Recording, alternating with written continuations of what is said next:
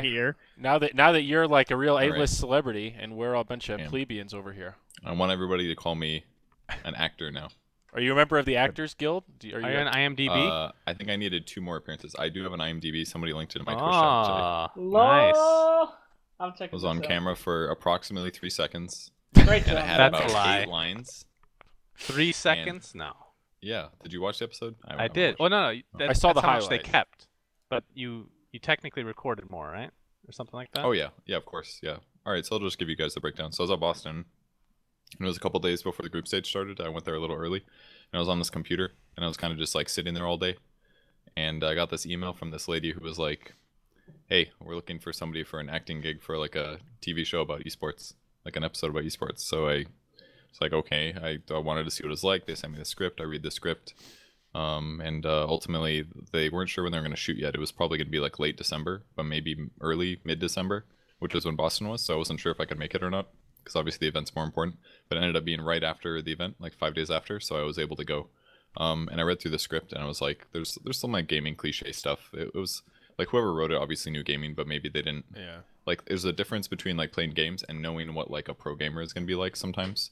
Or you'll get stuff like, oh, he's supposed to be a nerd. Let's give him like the craziest gaming setup ever. It's like in what's that, Grandma's Boy? Have you guys ever seen that movie? I'm sure Shannon you have. Of course. Like, you know, in that movie, Great movie. the main guy, he's in this like chair that's like a giant lean back thing, and the monitors are like on the screen, like above his head. You know, there's like obviously Very that movie's satirical, stereotypical type but thing. yeah, it's like Yeah. stereotypes. You're like, oh, well, surely the best gamer in the world is gonna have like this crazy setup. So there's like there's a handful of stuff like that, and I very politely offered to give my advice for small things. There was like 7 things in the list that needed to be adjusted, and the writer. We, the we writer know how got that back to me. advice goes. No, because I was like, I don't know if this is polite or not, but like, there's some things in here that are like red flags where it's like, you know, it's gonna seem like people are really being gimmicky sometimes. So the writer got back to me, and he was willing to listen to what I said, and he said that he liked some ideas. Some of them couldn't be fixed because it was like typical like shooting problems, like, oh, if you're in the court scene, you can't give them all desktop computers to play the game, so we'll just pretend they can play it on tablets or something, you know?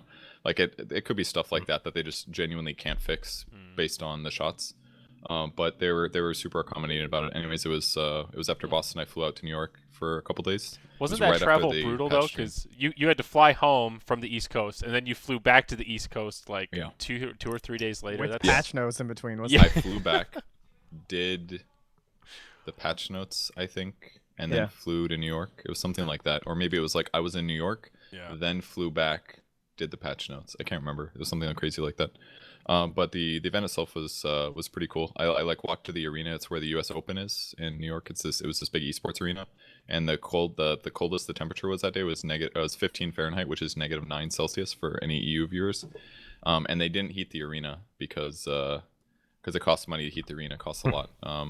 So they just didn't heat the arena, and it was filled with a bunch of extras. But anyways, I walk up, and I finally find the entrance to this freaking building. I walk all the way around, and I like don't really know where to go. Whenever you go to esport events, you kind of just like walk in a door, and eventually you find it, right? And I was doing that, and I found this like little table of food, so I start eating some food, and then I like pull out my phone and text my handler, and they're like, you can go to your trailer. I was like, I have a fucking trailer? I walked right past all the trailers. I was like, I'm a very small part, right? And I walk over to the trailer, and it's like this big like long bus, and it has these like cross sections, like little jail cell trailers. Basically, there's like nice trailers for like the main actors, but we had this like little cross section thing. So it's like you get in, and it's like, I don't know, 5 feet wide, but pretty long. It was like, I don't know, 12 feet long, and you have your like little like mirror and like table and fold out stuff. And then we did paperwork, and I put on my outfit, and then we kind of waited around for a while, and then we went for dinner, and then I met Morgan there, Morgan Webb.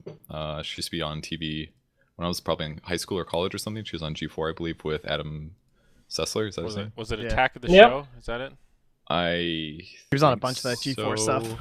But she was really nice. We just talked about gaming a lot. Most of the other people there were just like actors and theater majors and stuff like that.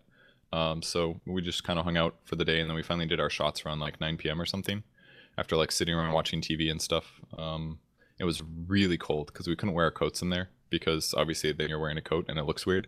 But it was literally like 15 degrees Fahrenheit, and we're wearing like a suit, and we had this like thermal underwear on that actually like saved my life pretty much. But it was intense. Like we got when we got the invite to the event, it's very different from like an esport event. When you get invited to an esport event, you like roll in, and then they like you get in a car and it takes you somewhere, and then they're kind of like, hey, check your emails, And you're like, okay, and I'll be in my room. But this time we got these like PDFs that were like, hey, this is what chemicals are in the fog machines, and this is what you're going to be exposed to on stage. And it was like, this is how to deal and recognize that you might be getting hypothermia and how to treat. Like, they take care of you. They're like really trying to make sure that you don't get cancer from some, because that shit used to happen in movies probably like 50 years ago or 80 years ago. Dude. This is all super organized.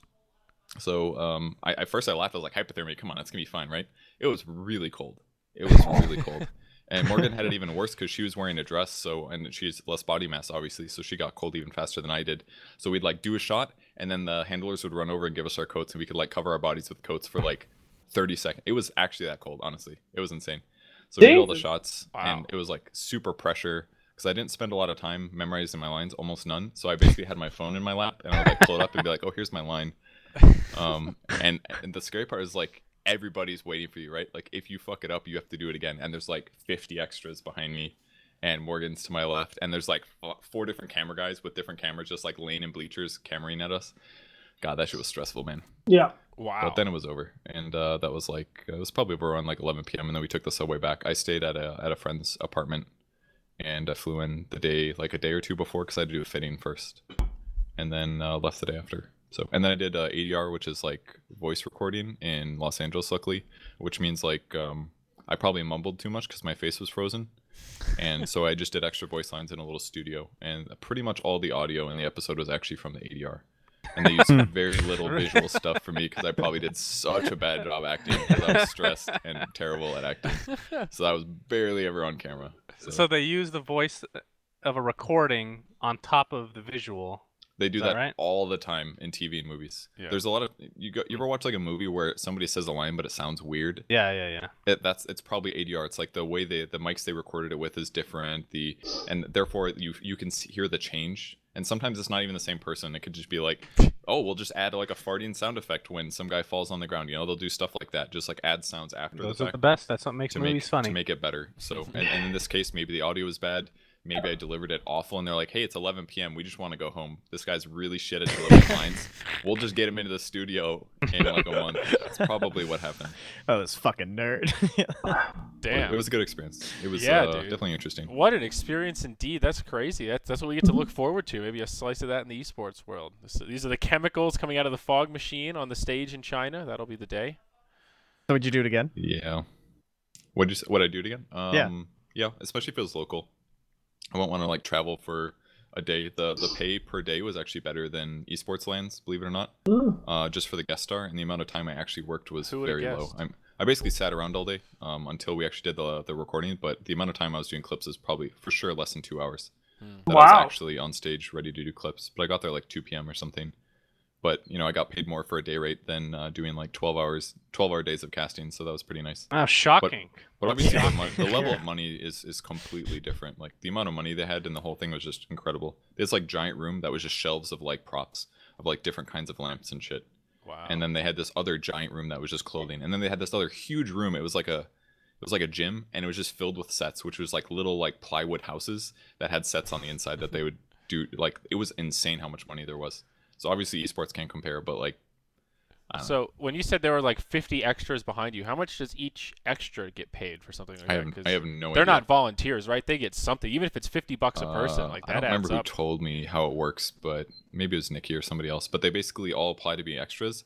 And then when the directors or somebody is going through the list, they just have this giant stack of photos, and they'll be like, yes, no, no, yes, yes. They'll just like pick people that they think fit the demographics for what they want. So if it's like an esport tournament, they're probably picking all young people and just like a mix of girls and guys. Okay. Even though, let's be real, there's like less than 10% in Dota community at least. So Nikki says $100 a day to be an extra for something like that. So, okay. Wow, that's. Yeah, and they separated them from us too. They ate in a different area than us. They were like moving them around with like what's the like things that you make you talk louder. They were moving them around. Yeah, it was so funny too. Like for some of the shots, they were like, "All right, everybody, look excited," and they had all these like those thunderclapper things. And at some point they said miming, so they all had to pretend to be making a lot of noise, but not making it. It was just so funny. You could hear their arms moving and stuff because they're all wearing like winter coats, and like it was just very interesting. Obviously, seeing the professional side of acting. Yeah. Whereas, esports is like still it's still show business, but it's not quite the same, and it's obviously still a baby stage. Did you have to so. sign an NDA or anything to not give away the plot of the story for that episode? Or anything I like that? don't frankly remember. I did not read all of the paperwork very. So what happens in the episode? What's the twist, Purge? Yeah. Don't spoil. No spoils. It's I good. actually I don't know if they changed it. Like they I hope did they script didn't. updates all the time. I really hope they didn't. They did, yeah.